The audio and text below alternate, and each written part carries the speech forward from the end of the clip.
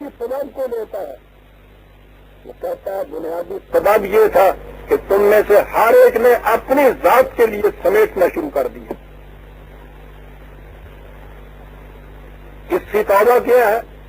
اس روش کو چھوڑ کے دوسری روش اختیار کرنا کیا ہے؟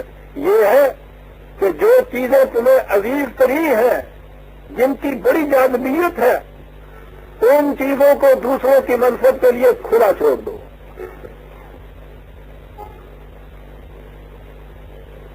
باتیں کرتے ہیں صاحب کہ یہ اسلام کے اندر اصل چیز وہ روحانیت ہے، یہ کیا چیزیں تم دنیا داروں کی لے آئے۔ آپ غور کیجئے کہ یہاں پہنچنے کے بعد علاج کیا بتاتا ہے؟ وہی سرمایہ داری کا نظام جس نے یہاں پہنچایا۔ علاج کیا بتاتا ہے؟ وہی سرمایہ داری کا نظام جس نے یہاں پہنچایا ہے، اس پہ الرغم کہتا ہے کہ یہ ہے علاج، لن تنالوا البر۔ خوشحال کی راہ چاہتے ہو؟ یہ کہا تھا نا کہ بتاؤ کون سا طریقہ ہے جس سے پھر خوشحال کی راہیں تمہارے سامنے آ جائیں۔ خوشحال کی راہ معلوم کرنا چاہتے ہو؟ یہ ہے اس کی راہ، عملاً یہ کرنا ہوگا۔ کہا ہے لن تنالوا البر، اس کے سوا کوئی دوسری راہ ہے نہیں۔ میں عزیزان من یہ نہیں ہے کہ یہ نماز، روزہ، حج، زکوٰۃ اس کی تنقید کرتا ہوں یا اس کا مقام جو ہے اس کی قیمت کم کرتا ہوں، قطعاً نہیں۔ وہ تو اس مشین کے پرزے ہیں، اگر ان پرزوں کی قیمت میں کم کر دوں، اس کی اہمیت کر دوں تو مشین تو دوبارہ بن ہی نہیں سکتی۔ لیکن قرآن دیکھیے بات کہاں سے چلا رہا ہے، ذکر اس نے ان چیزوں کا نہیں کیا، بنیاد ہے جو اس پہ لایا ہے وہ۔ کہا یہ ہے کہ کشاد کی راہ نہیں مل سکتی طاقت تو یہ نہ کرو، کیا نہ کرو؟ حتیٰ تنفقوا مما تحبون۔ کیا بات کر گیا، یہ تحبون کی بات تھی نا، یعنی ایک تو چیز وہ ہے جو ضرورتیں آپ لیتے ہیں، اس کی کشش جاذبیت کی بنا پہ نہیں اسے آپ لیتے، وہ تو ضرورت کی چیز ہے، کھانا کھاتے ہیں آپ ضرورت کی چیز ہے، زندگی کا تقاضا ہے، پانی پیتے ہیں زندگی کا تقاضا ہے، ایک چھت بھی چاہیے آپ کو، کپڑے بھی کچھ چاہیے آپ کو، علاج معالجے کے لیے بھی کچھ چاہیے آپ کو، یہ تو چیز ہے۔ اس سے اگلی وہ چیز ہوتی ہے جو محض اس چیز کی جاذبیت کی بنا پہ آپ سمیٹے، تو کہا ہے کہ جو چیزیں اس جاذبیت کی بنا کے اوپر تم سمیٹتے چلے جا رہے ہو، تم سے کو نام کھلا رکھو گی مما تحبون۔ واہ واہ، یہ انفاق کے معنی خرچ کرنا ہمارے ہاں آ گیا۔ آپ کو معلوم ہے، میں نے بتایا تھا آپ کو، بنیادی معنی اس کے یہ ہوتے ہیں، وہ میانی۔ اب اگلی نسل کو تو معلوم ہی نہیں ہوگا میانی کیا ہوتی ہے، روپیہ ہی نہیں ہوتا کہ میری میانی کی سمجھنے۔ تو جس زمانے میں روپئے ہوتے تھے تو وہ روپئے رکھے، اگر وہ 100 روپیہ جیب میں کہیں ڈال دے تو جیب سے میرے ہاتھی نہ ہوتا گا، 100 روپیہ نہ پان ڈالے تو جیب ہی چلے جاتا تھی۔ تو وہ بنائی ہوتی تھی موٹی پتلی کی ایک بٹی ہوئی میانی، ایک طرف سے بندی ہوئی ہوتی تھی، دوسری طرف سے کھلی ہوتی تھی، اس میں وہ روپیہ ڈالتے چلے جاتے، اس میں وہ محفوظ رہتا تھا۔ اور جب انہوں نے شہر آنا ہوتا تھا نا تو وہ کردے کے نیچے کمر سے باندھ دیتے تھے اسے۔ یہ تو وہ ہوتی ہے جو دوسری طرف سے بندی ہوئی ہے، اور ایک میانی وہ ہوتی ہے جس کے دونوں سرے کھلے ہوئے ہیں، ادھر سے ڈالتے چلے جائیے ادھر سے نکلتا چلا جائے، اسے انفاق کہتے ہیں عربی زبان۔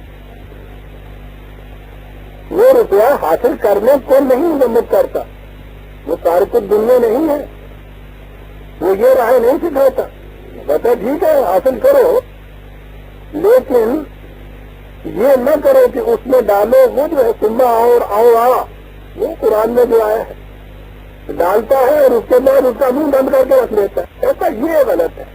منہ بند کرنا میانی کا یہ ہے غلط راستہ، جو ہے کفر کا راستہ، جو ہے روپیہ حاصل کرنا کفر کا راستہ نہیں۔ حاصل کرو اس میانی میں ڈالو کہ ادھر سے ڈالتے چلے جاؤ، نو انسانی کی منصب کے لیے اگلا منہ اس کا کھلا رکھو۔ بنیاد ہے عزیزان من، یہ پھر فردوس گمگشتہ کی بازیابی کے لیے قرآن نے جو طریق بتایا، آپ غور کیجئے، پہلا قدم یہ بتایا ہے یہاں. اس کے یہ معنی ہوئے کہ اس کو الٹ دیجیے تو بنیادی اساسی اصولی جو سبب ہے آپ کی ذلت کا، غلط راستے کا، وہ یہ ہے، یہ نظام سرمایہ داری جسے آج کی اصطلاح میں کہتے ہیں، سب کچھ اپنے لیے سمیٹ کے رکھتے چلے جانا. تو کہا یہ ہے طریقہ، لن تنالوا البر، اس کے سوا کوئی دوسرا طریقہ نہیں ہے کہ جو چیزیں محض ان چیزوں کی جاذبیت کی بنا پہ تم نے اکٹھے کی ہیں، ان کی ضرورت نہیں ہے، ان کا منہ کھلا رکھو.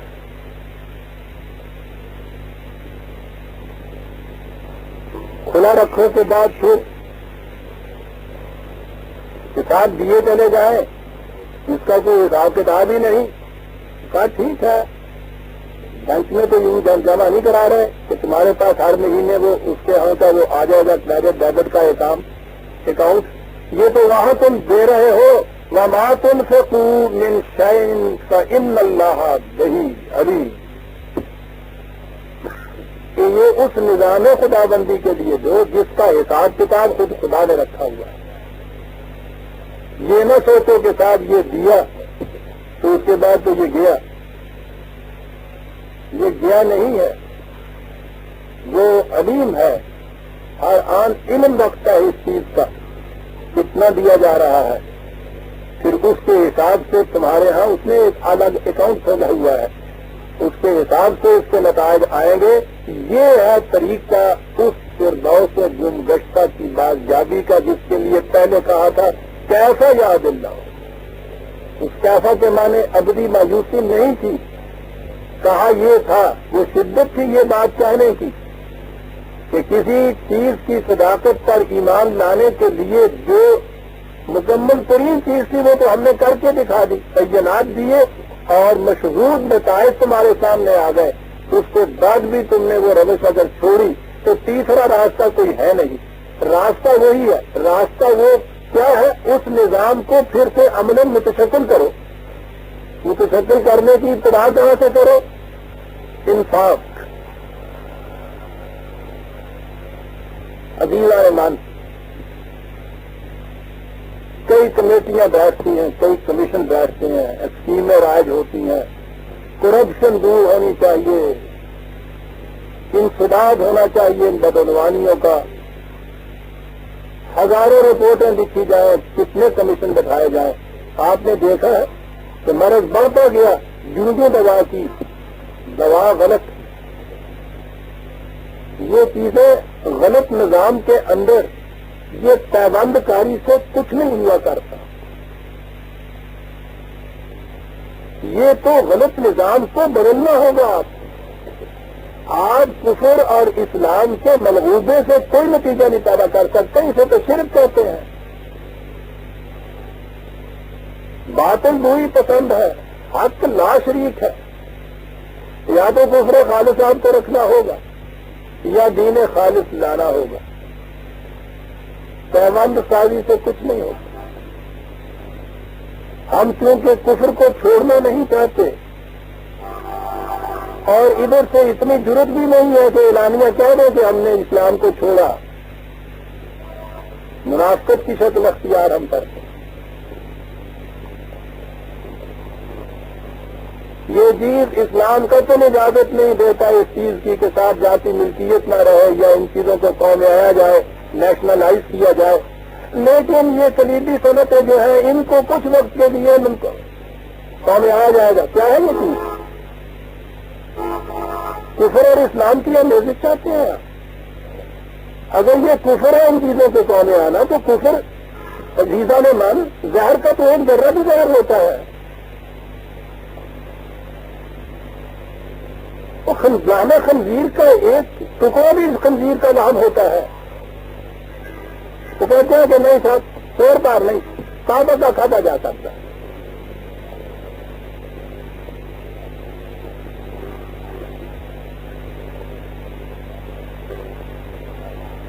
اور وہ بھی میں عارضی طور پر، یعنی الیکشن ختم ہو جائیں گے تو معاملہ میں گزرے گا.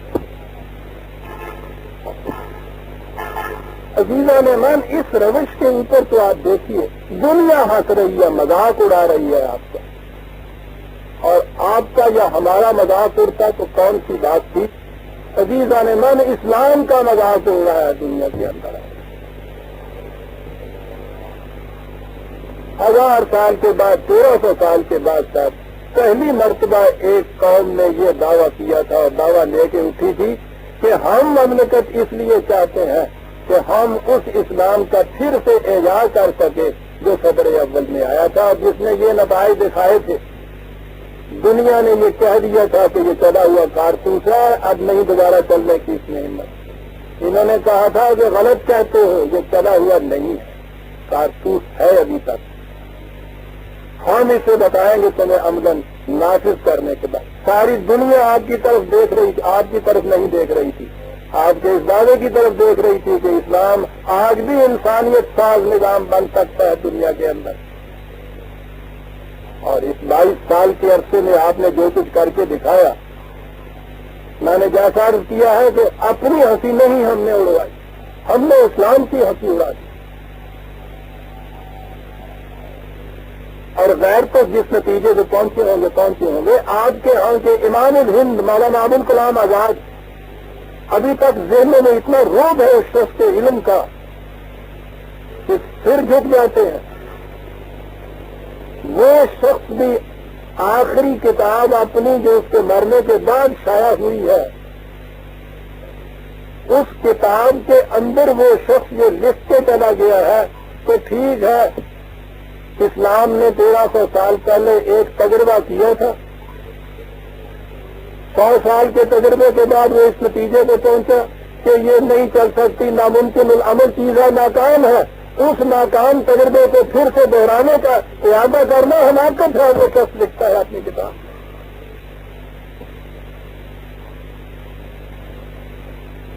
یہ کیا ہے؟ کفر میں اسلام کی پابند سازی ہے،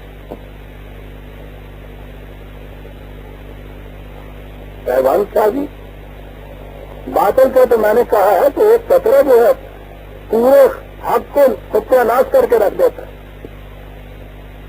من بھر دودھ میں ایک توڑا بھر نہیں، ایک چٹاک بھر نہیں، ذرا سے بھی اگر آپ ایسڈ کا قطرہ یا دہی ڈال دیں گے، دودھ نہیں رہے گا، کچھ عرصے کے بعد سارا دہی ہو جائے۔ کرنے کا کام یہ ہے، قرآن نے عزیزان من اس سارا کچھ گرانے کے بعد صرف یہ ایک ہی بات کہی ہے کہ یہاں سے بات شروع کر دو اور پھر تم دیکھو گے کس طرح سے آہستہ آہستہ تم وہیں پہنچاؤ۔ لام تمام البر حتی تنفقوا مما تحبون۔ کس حد تک یہ ہوگا؟ انفاق کس حد تک کھلا رکھنا ہوگا؟ یسألونک کا ماذا ينفقون، پوچھا پھر انہوں نے کہ کس حد تک ہم اس کو کھلا رکھیں؟ اب تو نہیں بات ہو 2/8 ان سے کہہ دو کہ جتنا تمہاری اپنی ضروریات سے زائد ہے سارے کا سارا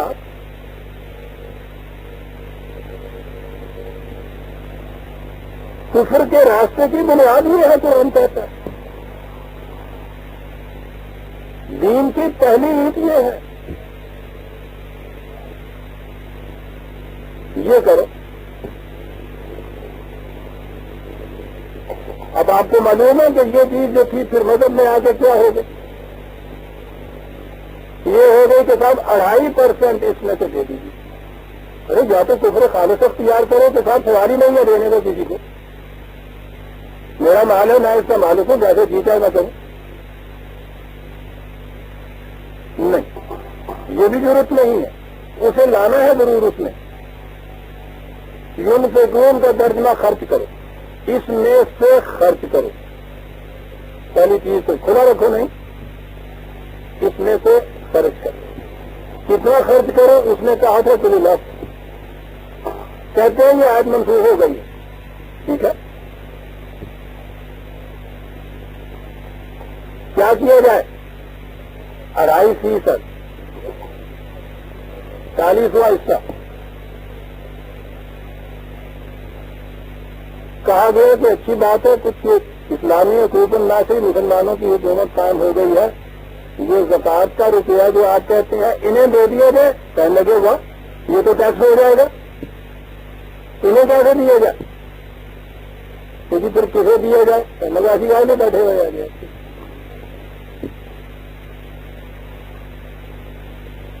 آپ دیکھتے ہیں یہ سنویت، حکومت جو لے گی وہ ٹیکس کہلائے گا، اور جو ہم خدا کا ٹیکس وصول کریں گے وہ زکوٰۃ چلائے گی، یہ دے دو، کہتے ہیں باقی سارا مال حلال طیب۔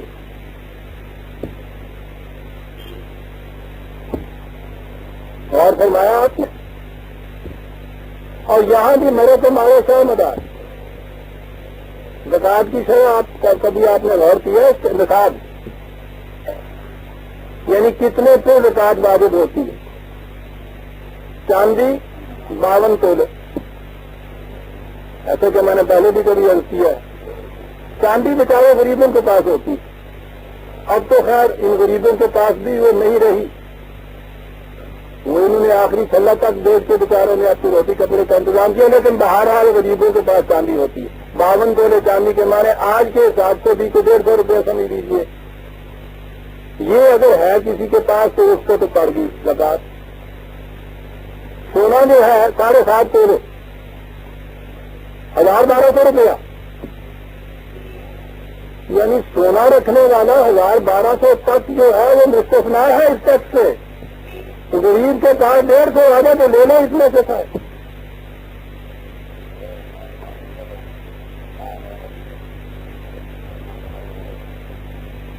اور اتنا لینے کے بعد باقی سب حلال چاہیے۔ بے حد و نہایت ذاتی ملکیت کی اجازت شریعت کی روح کے ساتھ یہ فتویٰ ہے آپ کو، بے حد و نہایت، اور دعویٰ یہ ہے کہ اسلامی مملکت ہم نے قائم کر لی۔ وہ کہتا ہے لن تنالوا البر حتی تنفقوا مما تحبون، کبھی کشاد کی راہیں نہیں تمہارے سامنے کھل سکتی تب تک کہ اس کو کھلا نہ رکھو، کس حد تک؟ کھلی لاش اپنی ضرورت سے زائد جتنا ہے سارے کا سارا۔ یہ عزیزہ نمان اسلام، چاہتے ہیں کشاد کی راہیں آپ کے سامنے کھلے تو یہ کرنا پڑے گا، یہ کرنے کی ہمت نہیں ہے، جی نہیں چاہتا تو کیوں فریب دیتے ہو اپنے آپ کو اور دنیا کو بھی کیوں فریب دیتے ہیں؟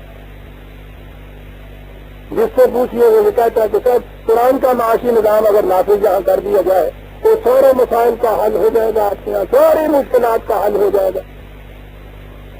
اب ان کو کبھی بتائیں گے نہیں کہ یہ کیا ہے۔ یاد رکھیے یہ جسے مکیاولی سیاست کہتے ہیں، اس کی ٹیکنیک یہ ہے کہ بات مبہم کیجیے، ہمیشہ متعین بات نہ کیجیے۔ آپ کو پتہ مبہم بات کی مثال میں آپ کو دیتا ہوں۔ میں نے مجھ سے کہا کہ صاحب خنزیر حرام ہے، آپ نے کہا کیسے کہتے ہیں؟ میں نے کہا قرآن کی یہ آیت ہے، بات ٹھیک ہے بھی میں نے، چلیے اس سے نیچے اترے یا دوسرے درجے والے ہیں جماعت اہل حدیث، ان سے اگر کسی چیز کے متعلق پوچھا جائے کہ صاحب نماز میں ہاتھ یہاں باندھنے چاہیے، وہ کہتے ہیں اس کی دلیل انہوں نے کہا کہ بخاری شریف کی یہ حدیث ہے، متعین بات ہے، آپ دیکھ سکتے ہیں۔ فقہ والوں سے بھی اگر پوچھا جائے کہ صاحب یہ جو آپ کہتے ہیں کہ کوا حلال ہے یا حرام ہے، اس کے لیے دلیل کیا ہے، یعنی آپ مانیں یا نہ مانیں، بات یہ متعین کہیں گے کہ صاحب فقہ کی فلاں کتاب میں یہ لکھا ہے، شامی میں یہ آیا ہے، در المختار میں یہ آیا ہے، ٹھیک ہے، ہدایہ میں یہ لکھا ہے، متعین بات کو کریں گے نا۔ آپ کو پتا ہے کہ آج کل آپ کے یہاں بات کیا ہو رہی ہے کہ صاحب شریعت کی روح سے ذاتی ملکیت کو روکا نہیں جا سکتا، شریعت کی روح سے۔ بات کو بتاؤ گی کیا ہے، کیا شریعت کہاں سے معلوم کیا جائے؟ یعنی کسی شخص کا نام ہے، کسی کتاب کا نام ہے، کوئی متعین چیز اس کے لیے ہونی چاہیے، چلے سر شریعت کی روح سے ایسا کہا گیا، نہ آپ چیلنج کر سکیں، نہ کنٹیسٹ کر سکیں، نہ حوالہ طلب کر سکیں، شریعت کی روح سے یہ ہے صاحب۔ پوچھا جائے تو صاحب پھر شریعت کہاں سے ملے گی کہ صاحب وہ جو شریعت کا علم جاننے والے ہیں؟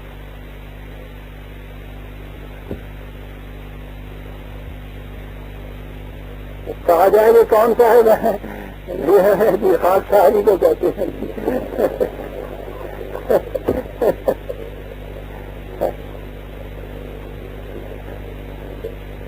یعنی سارا دین سمٹ سمٹا کے آپ کا ایک شخص کے اوپر آ گیا. یہ ہے ہمیشہ مبہم بات ہوگی. اسلام کی روح سے یہ چیز نہیں اور اس چیز نہیں. پتہ دیجیے کہ کہاں ہے صاحب وہ جس انصاف کا نام ہے. شریعت کی روح سے یہ چیز ہوگی، یاد رکھیے. اسی لیے قرآن نے متعین طور پر یہ چیز کہا تھا کہ اتبعوا ما انزل اللہ علیکم ولا تتبعوا من دونہ اولیاء. اتباع صرف اس کا ہے جو قرآن خدا نے نازل کر دیا، اس کے سوا کسی اور کا اتباع نہیں. متعین بات کرتا ہے قرآن، ڈیفینیٹ چیز کہتا ہے، اسپیسیفک چیز کہتا ہے تاکہ ابہام کہیں نہ رہے، التباس کہیں نہ ہو، کسی کو گنجائش نہ ہو یہ کہنے کی کہ جو ہم کہیں گے وہ شریعت ہے. وہ تو پچھلی دفعہ ہم نے یہ دیکھ لیا. ما کان لبشر ان یؤتیہ اللہ الکتاب والحکم والنبوۃ ثم یقول للناس کونوا عبادا لی من دون اللہ. کسی انسان کو اس کا حق حاصل نہیں ہے. حق خدا نے اس کو کتاب اور حکومت اور نبوت بھی کیوں نہ دی ہو کہ وہ انسانوں کو یہ کہے کہ مجھ سے پوچھو میں بتاؤں گا شریعت کیا ہے.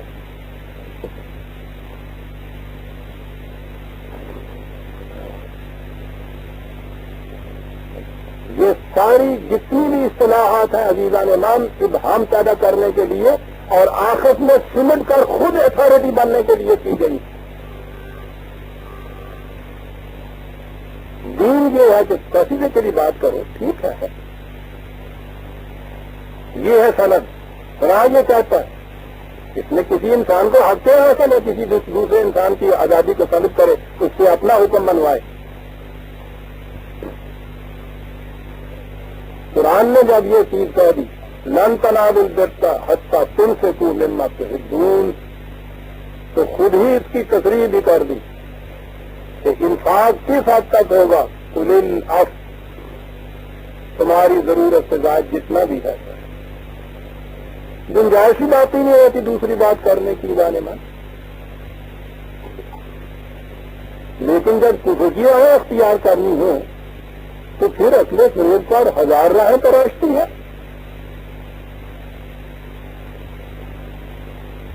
قرآن کی اتنی متعین اس قدر واضح آیات کے بعد پہلے تو کوشش کی جاتی ہے کہ ان کی تفسیر دوسرے طریقے سے ہو، تعویل دوسرے طریقے سے ہو، اور جب کوئی راستہ نہیں نکلتا اس بساط کے اوپر ادھر ادھر ہٹنے کا تو پھر یہ عقیدہ یہ ہے کہ قرآن کی آیتیں منسوخ ہو چکی ہیں. چل بھائی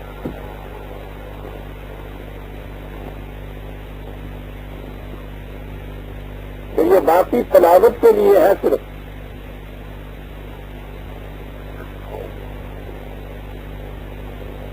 تعمیل کے لیے منسوخ ہو چکی. اس کی جگہ کیا ہے جو ہم کہیں؟ آپ نے غور فرمایا کہاں آ جاتی ہے یہ بات؟ اس کا نام ہوتا ہے اقامت الدین، اسلام کا احیاء. قرآن پہ آئیے عزیزان من، یہ تو اس کا تو جانے کتاب ہے. کوئی اس قسم کی کوئی راستہ ہی نہیں چھوڑتی انسان کو فریب کھانے کا یا فریب دینے کا. وما تنفقوا من شيء فإن الله به عليم. آپ کو یاد ہوگا کہ بات چلی تھی، پیچھے سے سلسلہ چلا آ رہا تھا کہ اسلام کے سوا کوئی شخص جو کوئی اور نظام قبول کرے گا، اختیار کرے گا، اس سے قبول نہیں کیا جائے. دلیل یہ تھی کہ کائنات کی ہر شے اسلام پر ہے. قوانین خداوندی کی اطاعت کیے چلی جا رہی. آپ نے کہیں باہر کی اشیاء کے متعلق بھی دیکھا ہے کہ وہ قانون خداوندی کی جگہ کسی انسان کی شریعت کا اتباع کرتی جا رہی ہے. خالص قوانین خداوندی کا اتباع کیے چلی جا رہی ہے۔ یہی قوانین خداوندی قرآن کی شکل میں انسانوں کو ملے کہ ان کا اتباع کیے چلے جاؤ، یہ الاسلام تھا۔ اس کے سوا جو بھی آپ دین کہیں گے وہ غیر اسلام ہے۔ افا غیر دین نہ ہو جائے بولنا وَلَهُ أَسْلَمَ مَنْ فِي السَّمَاوَاتِ وَالْأَرْضِ وَمَنْ يَبْتَغِ غَيْرَ الْإِسْلَامِ دِينًا فَلَنْ يُقْبَلَ مِنْهُ۔ اور اب دین کے متعلق واضح طور پہ بتا دیا کہ یہ ہوتا کیا ہے۔ اسی نے یہ چیز کہی تھی قرآن کریم میں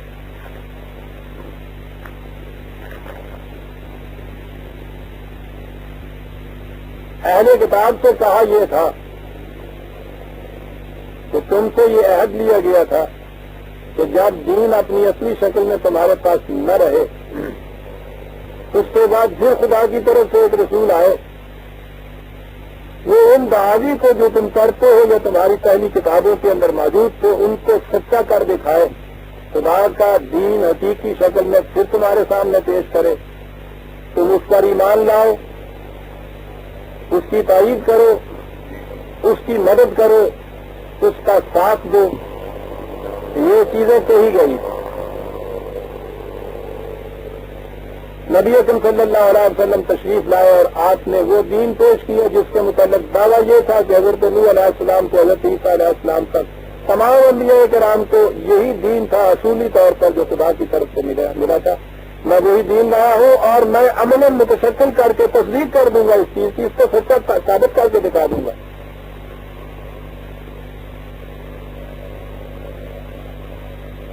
یہ عجیب چیز ہے کہ اس دین کو بھی نبی اکرم صلی اللہ علیہ وسلم دین پہنچانے والے، خدا کا دین قرآن جیسی کتاب میں دیا گیا، وہ عرب کے مشرکین جو تھے جنہوں نے اتنی سخت مخالفت کی، ڈٹ کے مخالفت کی، انہوں نے تو قبول کر لیا، اہل کتاب میں سے کسی نے قبول نہ کیا بجز دو چار۔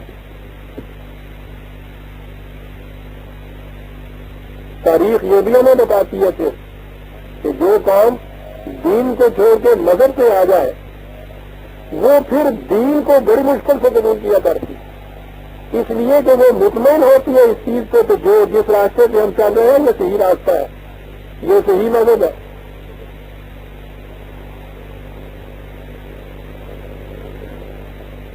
یہی چیز تھی جو یہودیوں نے اعتراض کیا، لیکن وہ اعتراض اہل کتاب اصل دین پہ نہیں کرتے، دین کی جو اصول ہے ان پہ نہیں کرتے، وہ جو جزیات ہوتی ہیں نا ان پہ کرتے ہیں۔ آپ دیکھیں گے جتنے آپ کے مذہبی فرقوں میں جتنے بحث اور مناظرے ہوں گے دین کی اصل کے متعلق نہیں ہوں گے، سارے مناظرے آمین بالجہر اور بالخفی۔ نماز میں آمین اونچی آواز سے کہانی چاہیے یا نیچی آواز؟ حتیٰ حیات میں اشہد ان لا الہ کہتے وقت انگلی اٹھانی چاہیے یا نہیں اٹھانی چاہیے؟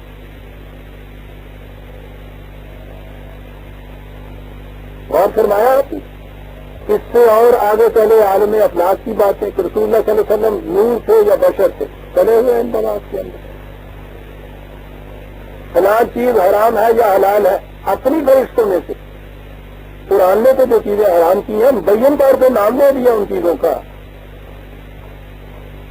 ان باتوں کے اوپر ان کے مدافع ہوں گے، اصل دین پہ کبھی نہیں آئیں گے۔ بیان ہی یہی چیز تھی جو نبی اکرم صلی اللہ علیہ وسلم کے ساتھ اس زمانے کے اہل کتاب نے کی۔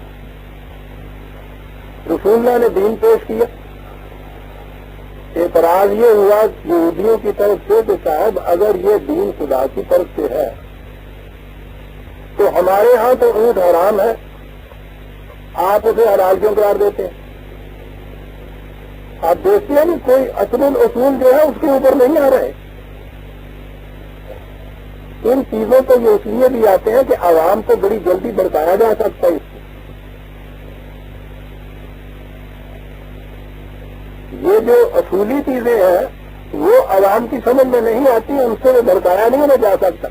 سری چیزوں کے اوپر یہ سچ ہوتا ہے رسول اللہ بشر تھے، آپ دیکھتے ہیں اس کے اوپر مرنے مارنے کے لیے وہ تیار ہو جائیں گے۔ انہوں نے بھی یہی کہا کہ اگر یہ دین خدا کی طرف سے ہے تو ہمارے ہاں تو اونٹ حرام ہے، آپ کے یہاں اونٹ حلال کس طرح سے ہے؟ قرآن کل طعام کان حلا لبنی اسرائیل الا ما حرم اسرائیل علی نفسہ من قبل ان تنزل التوراۃ۔ قرآن نے کہا کہ جن چیزوں کو آج ہم نے حلال قرار دیا ہے، جب دین اپنی اصلی شکل میں تمہارے پاس موجود تھا تو اس وقت یہ چیزیں اس وقت بھی حلال تھی۔ یہ جو چیز ہے کہ تمہارے ہاں اونٹ حرام ہے، یہ ایک تاریخی بات ہے، اور وہ یہ اسرائیل حضرت یعقوب علیہ السلام کا لقب تھا۔ حضرت یعقوب علیہ السلام نے اپنے طور پر، ہو سکتا ہے کہ کوئی مرض ہو، بیماری ہو، یا خود یہ چیز ناپسند ہو، اپنے طور پر اونٹ کا گوشت کھانا چھوڑ دیا۔ قوم نے یہ سمجھ لیا کہ صاحب یہ چیز حرام ہے، اس لیے یہ حرام قرار پا۔ قرآن کہتا ہے کہ تم ذرا تورات لاؤ، اور پہلی چیز یہ ہے کہ تورات تو حضرت ابراہیم اور حضرت یعقوب ان کے بعد کی چیز ہے، اس کی تو ابتدا حضرت موسیٰ علیہ السلام سے ہوتی ہے۔ تم دیکھو گے کہ اس تورات میں اونٹ کو حرام نہیں قرار دیا گیا۔ بات یہ ہوئی تھی کہ انہوں نے اپنے لیے ایک شے کو چھوڑ دیا تھا، تم نے اسے اپنے اوپر حرام قرار دے دیا، اب تم اسے دین کی بنیاد قرار دے رہے ہو کہ انہوں نے اونٹ کو حلال قرار دیا ہے، اس لیے یہ دین خداوندی نہیں ہو سکتا۔ کہا صنعت تو اس کے اندر خدا کی کتاب ہوگی، وہ خدا کی کتاب لاؤ، اور خدا کی کتاب میں تمہیں یہ بات تو ملے گی نہیں کہ حضرت یعقوب نے یہ چیز کی تھی، وہ تو بعد کی چیز ہے۔ کہا ہوا یہ تھا تمہارے ساتھ، اور تم اس چیز کو اب نزاع کا بنیادی مسئلہ بنا کے لے آئے، اونٹ حرام کیوں ہے اور اونٹ حلال کیوں ہے۔ یہاں سے ایک بڑی چیز ہمارے سامنے آتی، قرآن کریم نے یا دین چند چیزوں کو حرام قرار دیتا ہے، وہ تو حرام ہے، انہیں تو نہیں کھایا جا سکتا۔ باقی چیزوں کو حلال قرار دیتا ہے، یہ بھی تمہیں اس کی اجازت ہے۔ اس کے یہ معنی نہیں ہے کہ ان میں سے ہر چیز ضرور کھائی جائے۔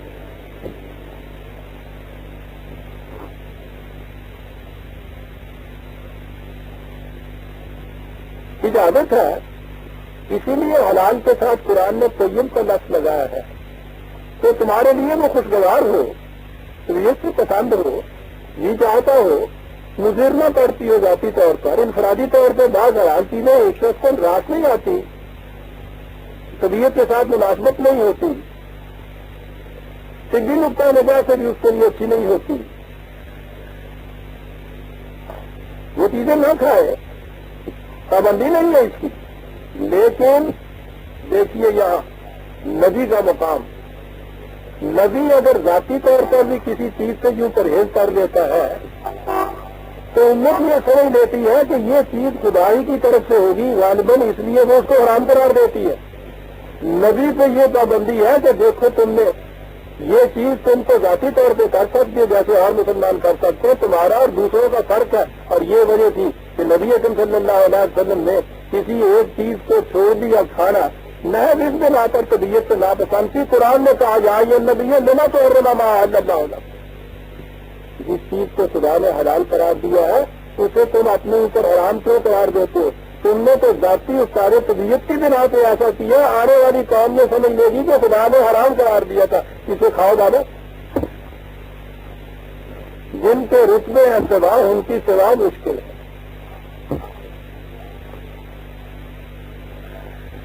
جس بات کی ہمیں آزادی حاصل ہے پابندی نہیں، نبی کو تو اس کی بھی پابندی آئے تو اس لیے کہ اس کا عمل آنے والوں کے لیے اسوہ بننا ہوتا ہے، نمونہ بننا ہوتا ہے۔ اور تاریخ میں یہ چیز چونکہ ہو چکی تھی، اس لیے قرآن نے آپ دیکھتے ہیں کہاں تک نگاہ جاتی ہے قرآن دینے والے کی۔ تو یہ بات اس سے پہلے ہوئی تھی، حضرت یعقوب نے یہ چیز کی اور بنی اسرائیل نے یہ سمجھ لیا کہ یہ حرام ہے ساتھ. اے رسول بات یہ بڑی معمولی سی ہے، کوئی بات ہی نہیں، کوئی خاص قسم کا شہد تھا، مرغوب خاطر نہیں ہے نہ تو. اب ہزاروں چیزیں ایسی ہیں کہ جو مرغوب خاطر نہیں ہوتی ہیں نہیں کھاتے، ہم سے کوئی بات پرس نہیں. نبی پہ تحدید آئی اور قرآن میں یہ کہا گیا لیوا تو ہر رما حل. دو باتیں آ گئی اس سے کہا، ایک تو یہ کہ حرام اور حلال کی اجازت نبی کو، اختیار نبی کو بھی نہیں ہے، یہ تو خدا کو اختیار ہے. اور دوسرے یہ چیز کہ عام لوگوں کو جو روش کوئی اختیار کر لے یا اپنی پسند سے کوئی شے اختیار کر لے اس سے پابندی نہیں. نبی کی ذات چونکہ ایک نمونہ بننی ہوتی ہے، اس کو اس چیزوں سے بھی محتاط رہنا پڑتا ہے. اور یہی چیز ہے عزیزان من کہ جسے کسی قوم کے اندر بڑا بننا ہو اسے چھوٹی چھوٹی باتوں کی بھی بڑی احتیاط کرنی پڑتی ہے.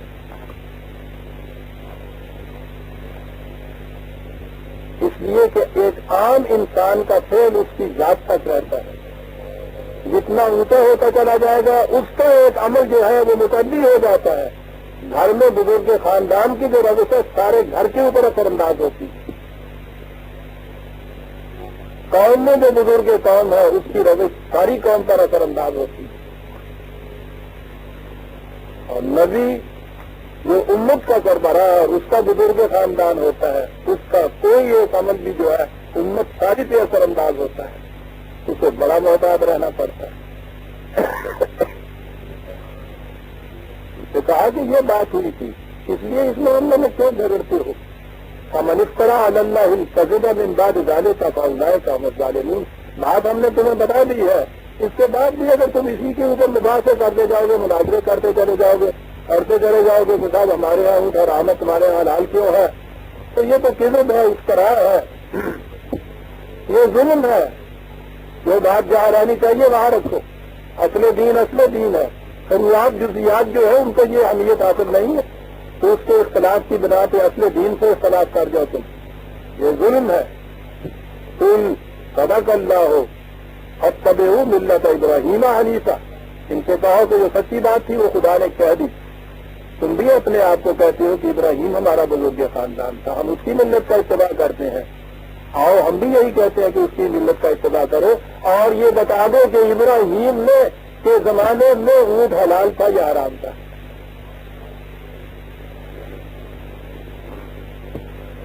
ماتم من المشرکین، وہ سیدھی راہ پہ چلتا تھا، وہ مشرکین میں سے نہیں تھا.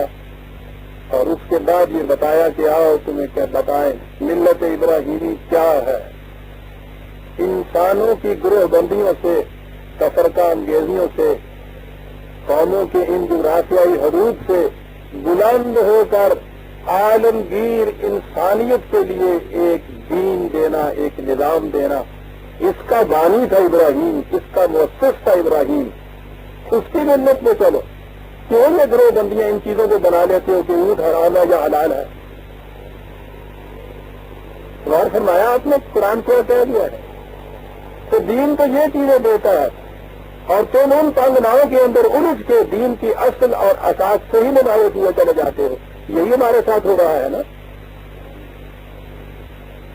یہ جائے گا وہ نہ جائے گا، یہ مباح ہے یہ مکروہ ہے، ان کے اندر قوم الجھی ہوئی ہے، الجھایا جا رہا ہے کام کو، اور اصل دین غائب ہے اس میں.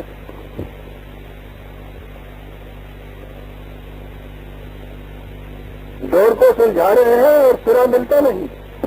کیفیت یہ ہو گئی. قرآن کہتا ہے آؤ ابراہیم کی ملت پہ، ان اول بیت وضع للناس للذی ببکۃ مبارکا وہدی للعالمین. حج کے متعلق اس سے پیش تک بہت سے درسوں میں سورہ بقرہ میں وضاحت سے عرض کر چکا ہوں.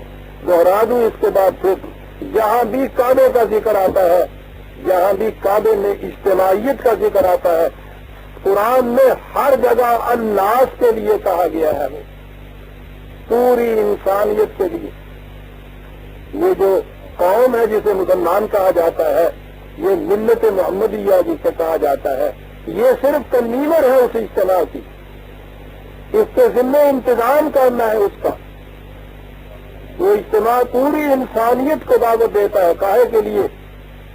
فَشَهِدُوا مَنَافِعَ لَهُمْ، کہا ہے کہ نو انسانی کو، اقوام عالم کو دعوت دو تاکہ وہ اپنی آنکھوں سے دیکھیں کہ تم ان کی منفعت کے کیا کام کر رہے ہو.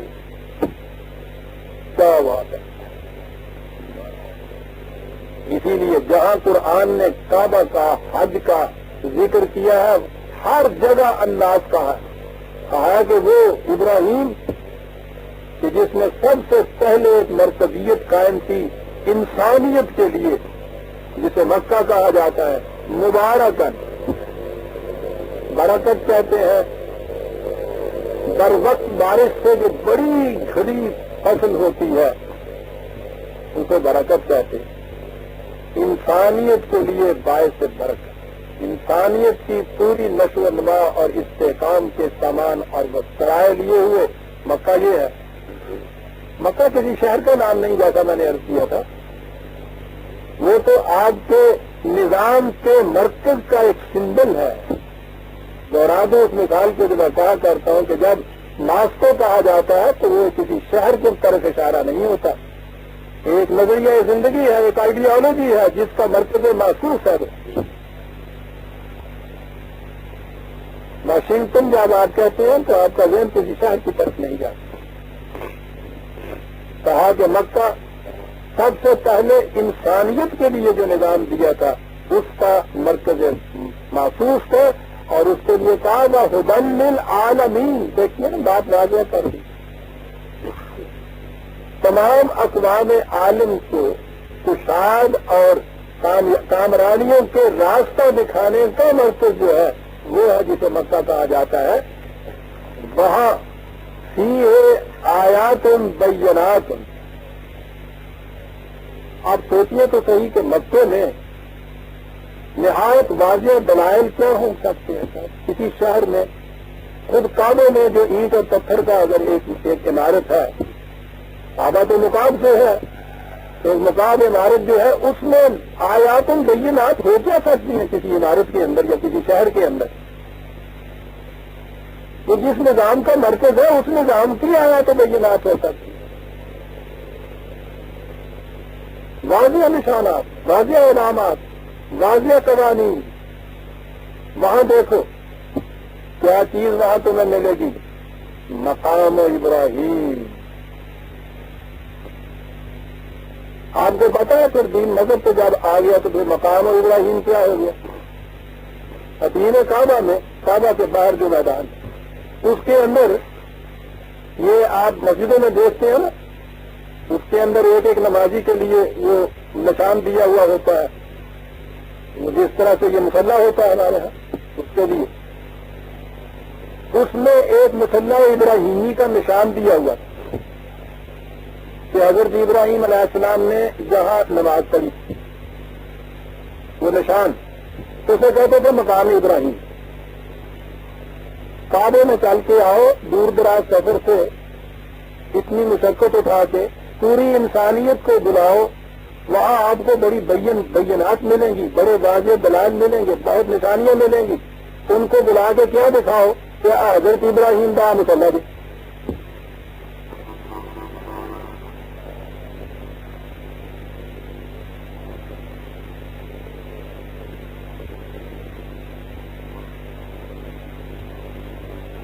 مقام جیزا نے ذرا ذہن سے اس کو نکال دیجئے اور صرف اس لیول سے کہ مقام ابراہیمی تمہیں نظر آئے گا، دیکھیے بات کتنی صاف ہو جاتی ہے. مقام ابراہیمی کیا تھا؟ جہاں کہا کہ انسانیت کے لیے اس نے ایک مرکز قائم کیا تھا. قرآن کریم میں سورہ بقرہ میں 2/124 2/124 ابراہیم نے جہاں کا مشقتوں سے گزرنے کے بعد اس نظام کو قائم کیا. قرآن کہتا ہے یہ بھی کیا، یہ بھی کیا. بہت سے پہلو بدلے اس کی تحریک نے، انقلاب آسمانیوں نے. اس کے بعد جا کے اس نے جب یہ نظام قائم کیا، اس وقت ہم نے اسے کہا کہ ان جائلوں کا دن نا سے اماما. ہاں، انسانیت کی لیڈرشپ تیرے ہاتھ سے تجھے نصیب ہو گئی ہے تیرا مقام کسے کہا مقام ابراہیمی؟ نو انسانی کی لیڈرشپ، اقوام عالم کی امامت، مقام ابراہیمی، کہا آؤ بلاؤ لوگوں کو اور کہو ان سے کہ یہ ہے وہ نظام ہمارا جس کا مرکز محسوس یہ ہے، اور یہ وہ مقام ہے جو حقیقت میں مقام ابراہیمی نو انسانی کی امامت کے میں ایک سمبل ہے ہمارے پاس، یہ دکھاؤ لوگوں کو۔ بتا دیا ابراہیم کا مقام، اس کی پوزیشن یہ ہے اس کائنات میں، اس نظام میں، کہ نو انسانی کا امام تھا، وہ لیڈرشپ تمام انسانیت کی، کسی ایک قوم کی نہیں، گروہ کی نہیں، نسل کی نہیں، انسانیت کی لیڈرشپ۔ کہا تمہاری ملت جو ہے ملت ابراہیمی، اس کا مقام، اس کی پوزیشن یہ ہے دنیا کے اندر کہ انسانیت کی امامت کی وہ حقدار ہے۔